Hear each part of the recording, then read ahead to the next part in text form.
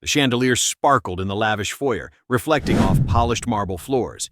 Everything about the mansion screamed wealth and exclusivity, until a single missing necklace threatened to break the illusion.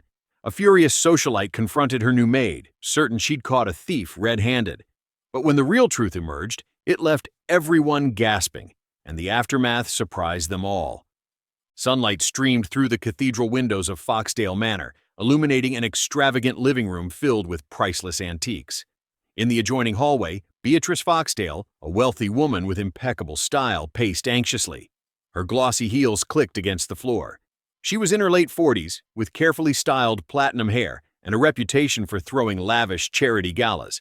On the opposite side of the hall stood Nia Johnson, the newly hired maid, an unassuming young black woman in her early 20s. She wore a simple gray uniform, hair neatly pinned back. She'd just started working at the manor 2 weeks prior. Though shy, Nia carried herself with quiet dignity, determined to succeed in a job that could help support her mother and younger siblings. Hey fans, welcome to the channel. We've noticed most of you love watching our videos but haven't subscribed. Please subscribe. It takes a sec, it keeps you in the loop, and helps us bring you more epic tales. Now let's dive in. That morning, tensions flared when Beatrice discovered her beloved diamond necklace, heirloom from her late mother, was missing from its glass case. Beatrice was immediately convinced. "I can't believe it. My mother's necklace. Gone." She glanced at Nia, voice laced with suspicion. "You were the only one in my bedroom this morning. I left it out. Now it's vanished." Nia's eyes widened. "Ma'am, I never touched your jewelry. I was only cleaning the dresser tops." She tried to remain composed, but a sinking dread overwhelmed her. In this grand house, she was the only new staff member, the easy target. Beatrice's lips tightened. "That necklace is worth more than some people's houses. Perhaps you couldn't resist the temptation?" Nia felt her cheeks burn. "Mrs. Foxdale," she began, carefully modulating her voice, "I have no idea where your jewelry is. Please believe me." Beatrice shook her head, turning to her longtime butler, Mr. Chambers, a silver-haired gentleman who'd been with the family for decades. "Summon the staff. We'll see if anyone else knows anything." Half an hour later, in the manor's formal dining room, all of the household employees stood in a line. Maids, cooks, gardeners, Mr. Chambers, and Nia. Beatrice swept into the room, anger flaring in her eyes. "My mother's necklace has been stolen. I don't want to call the police yet, but I expect whoever took it to hand it over immediately." She paused, eyeing each person. Her gaze lingered on Nia. Mr. Chambers cleared his throat. "Madam, the rest of us have served your family for years. Nia is the only new staff." His tone remained polite, but the implication was glaringly clear. Nia's heart pounded. She quietly insisted, "I haven't done anything wrong." A suffocating silence gripped the air. Some staff looked at her with sympathy, others with suspicion. She felt the weight of prejudice bearing down, like she was guilty until proven innocent. After no one confessed, Beatrice snarled, "Very well, I want everyone's bags and lockers searched, immediately." Tension soared as Mr. Chambers led the staff to their quarters. Nia's small locker contained just her purse, a paperback novel, and a family photograph. No jewelry. Mr. Chambers pulled out each item, nothing suspicious. Shaking his head, he mumbled, Nothing here." He examined the other staff lockers, also clean. Beatrice, arms folded, watched from the corridor. "She could have hidden it elsewhere," she snapped. The rest of the employees murmured, uncomfortable. They'd never seen their mistress so livid. Still, no necklace emerged. Frustrated and convinced Nia was behind the theft, Beatrice declared, "Well, if the jewelry doesn't turn up by nightfall, I'll have no choice but to call the police." She stared pointedly at Nia, face cold. "It's a shame, Nia. I had high hopes for you." Nia trembled, tears threatening. She needed this job desperately, and the thought of being arrested, she could barely breathe. She whispered, "Mrs. Foxdale, I swear I have nothing to do with this." Beatrice waved her off dismissively. "I'm done listening. If you're innocent, prove it by returning my property. By tonight." Nia ducked her head, anguish twisting in her gut. Her mother was sick. Her siblings needed support. A false accusation like this could destroy her future. She prayed for some kind of miracle. Late that afternoon, the master of the house, Harold Foxdale, arrived home from a business trip. He was a stout, genial man, usually overshadowed by his wife's fiery presence. He noticed the unusual tension the moment he stepped inside. Upon learning the crisis, he frowned. "Beatrice, are you sure it's stolen? Could it be misplaced? Or," she huffed, "don't defend the staff. Someone's lying." Mr. Chambers stepped forward. "Sir, the entire staff's lockers were searched, the young maids especially. No trace." Harold massaged his temples.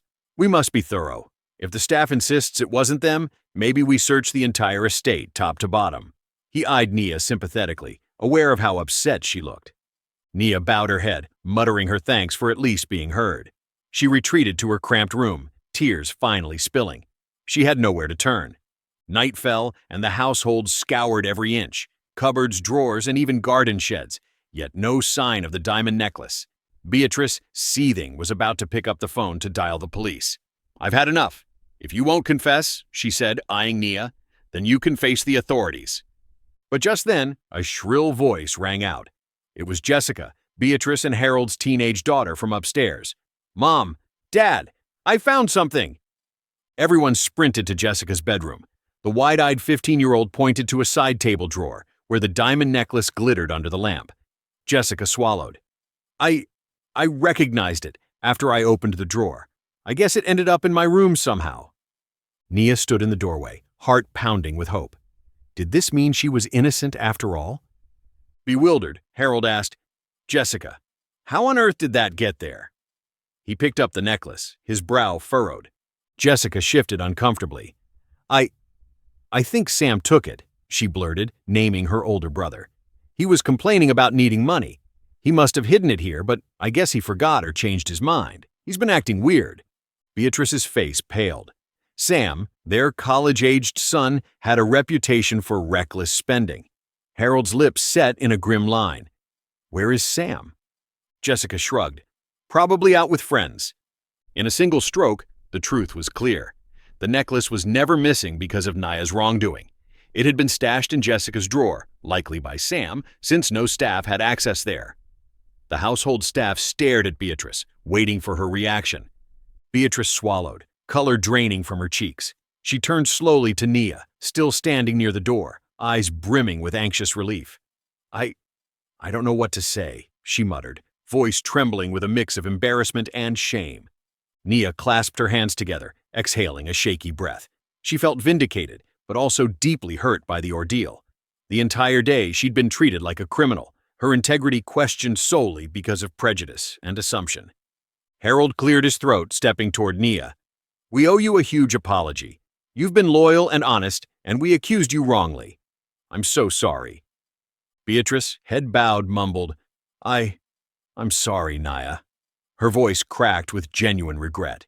She realized how her prejudice had nearly ruined the life of an innocent young woman. In a twist nobody foresaw, Nia did something extraordinary. Instead of lashing out or immediately quitting, she approached Beatrice quietly, tears at the corners of her eyes. She offered forgiveness. Nia's voice trembled, but she remained calm. "Mrs. Foxdale, I was scared. I thought you'd call the police. But now we know the truth. I hope you realize how close we came to destroying someone's future over an assumption." Beatrice, tears rolling down her cheeks now, nodded. I truly do. Nia, can you ever forgive me?" Nia hesitated, but years of her mother's teachings about compassion guided her. "Yes, ma'am. I can forgive you. We all make mistakes. I just hope we can move on from this." Beatrice's eyes watered anew. She realized Nia's mercy was far more valuable than any diamond necklace. Harold stepped in, placing a comforting hand on Nia's shoulder. "Please, stay with us. Let us make this right." The next day, Sam returned home, confiding to Harold that he had indeed snuck the necklace to pawn it for quick cash, then chickened out. It was a foolish act he swore never to repeat. Harold insisted Sam apologize to Nia personally. Blushing and contrite, Sam approached her. "I'm sorry for dragging you into my mess. I can't believe Mom blamed you." Nia offered a sad smile, nodding. "Apology accepted. I hope you learn from this." From that moment, the entire dynamic in Foxdale Manor shifted. Beatrice, now acutely aware of her implicit biases, treated all staff with newfound respect. Harold offered to pay for any continuing education Nia might want, college courses or vocational training, acknowledging that she had dreams beyond housekeeping. Although Nia humbly declined at first, she eventually accepted help with an evening business class. In the weeks that followed, rumor of the missing diamond fiasco circulated among the local, wealthy social circle. Some ridiculed Beatrice's oversight, but she admitted her fault openly, determined to be better. She hosted a small luncheon for the staff, praising Nia's diligence and honesty in front of guests, an unprecedented gesture that bridged the gap between employer and employee. Nia, though still quietly hardworking, felt a burden lift from her spirit. She was no longer the suspicious new maid, but a trusted member of the household. She saved up money, occasionally discussing plans to open a small boutique or even a daycare center for single mothers, her eyes shining with hope. One late afternoon, after finishing her chores, Nia ventured out to the lush garden. Beatrice joined her, wearing a subdued smile. Side by side, they strolled among the flower beds, an unlikely but evolving friendship forming. Instead of condescension, Beatrice spoke earnestly about regrets and lessons learned. And in that garden, with the fragrance of roses wafting through the air, they sealed a quiet understanding. Mistakes happen. Prejudice can blind even the best-intentioned among us. But genuine remorse and courage to change can unite hearts in a way that no wealth could ever replicate.